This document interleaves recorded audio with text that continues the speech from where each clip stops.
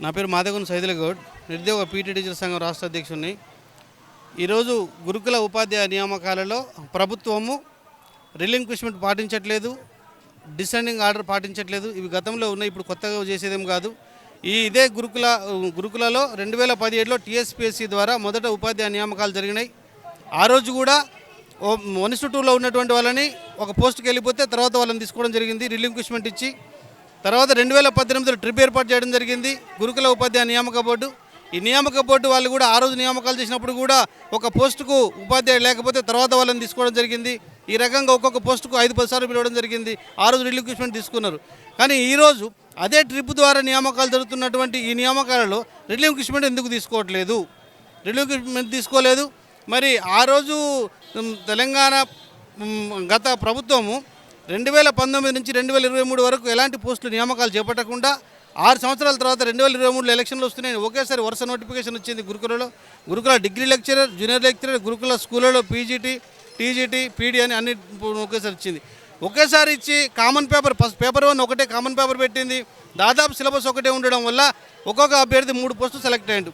Degree lecturer select అయిన post junior lecturer select అయ్యాడు, మళ్ళీ స్కూల్లో కూడా సెలెక్ట్ అయ్యాడు.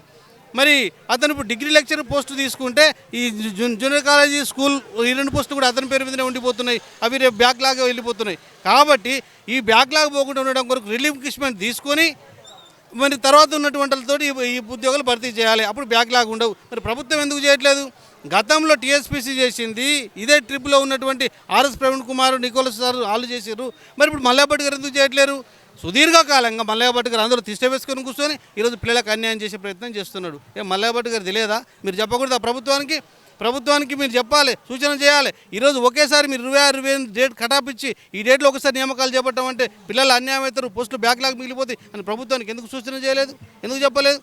కాబట్టి మీరు వాళ్ళ వ్యక్తిగత అవసరాలు ఏమైనా ఉన్నాయా? ఇట్లాంటివి ఉన్నా కానీ మానుకోవాలి. అయినప్పటికీ కూడా ఈరోజు గురుకుల సొసైటీలు 5 ఉంటే రాష్ట్రంలో 4 సొసైటీలకు ఐఏఎస్ ఆఫీసర్ సెక్రటరీగా ఉంటారు. ఈ బీసీకి మాత్రమే ఒక ఐఏఎస్ లేని గ్రూప్ 1 ఆఫీసర్ మల్లాపట్టి గారు సెక్రటరీగా ఉన్నారు. ఇంకెంతకాలం ఉంటారు? ఒక వ్యక్తి ఎక్కువ కాలం పదవిలో ఇందులో ఉండడం వల్ల కూడా ఇప్పుడు అతనే ఒకసారి ఒక రకంగా చేసి ఇప్పుడు మొత్తం ఆ పద్ధతి తప్పి ఈరోజు చేయడం వల్ల ఈరోజు పిల్లలు రోడ్డు మీదకి ఎక్కి ఇబ్బంది పడుతున్నారు.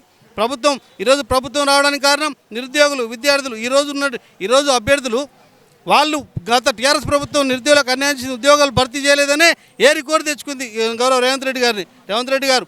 మీరు ఏ ప్రభుత్వం అయితే వరుస నోటిఫికేషన్ లేచి ఆగమైపోయిందో మీరు వరుసగా ఒకేసారి చేస్తాం, పార్లమెంట్ ఎన్నికల ముందని చేస్తే మీరు ఇబ్బంది పడతారు. మేము కోరి తెచ్చుకున్నాం. మీరు ఒకసారి దీన్ని మీద దృష్టి పెట్టి మళ్ళీ రీవెరిఫికేషన్ జరిపించండి. ఈరోజు మనకాడ ఉన్న ఉద్యోగాలకు ఆంధ్ర వాళ్ళు ఎక్కువ మంది సెలెక్ట్ అయ్యారు. నాన్ వాళ్ళు ఒకళ్ళు ఏ రకంగా సెలెక్ట్ అవుతారండి?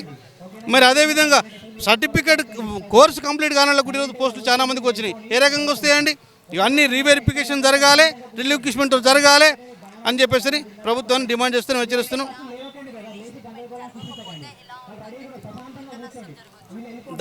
దాదాపు 3,500 నుంచి 4,000 మంది అభ్యర్థులకు నష్టమైపోయింది మేడం. ఒక్కొక్క అభ్యర్థి ఇలా డిగ్రీ లెక్చరర్ సెలెక్ట్ అయ్యి, స్కూల్ లెక్చరర్ సెలెక్ట్ అయ్యాడు, పీజీ టీజీ కూడా సెలెక్ట్ అయ్యారు. 3-4 ఉద్యోగాలు సెలెక్ట్ అయ్యాడు. కాబట్టి 3,000 నుంచి 4,000 ఉద్యోగాలు బ్యాక్లాగ్ మిగిలిపోతే అంతమంది ఇబ్బంది సఫర్ అవుతారు. కాబట్టి రిలింక్విష్మెంట్ ఖచ్చితంగా తీసుకొని రీవెరిఫికేషన్ చేసి జరపాలి.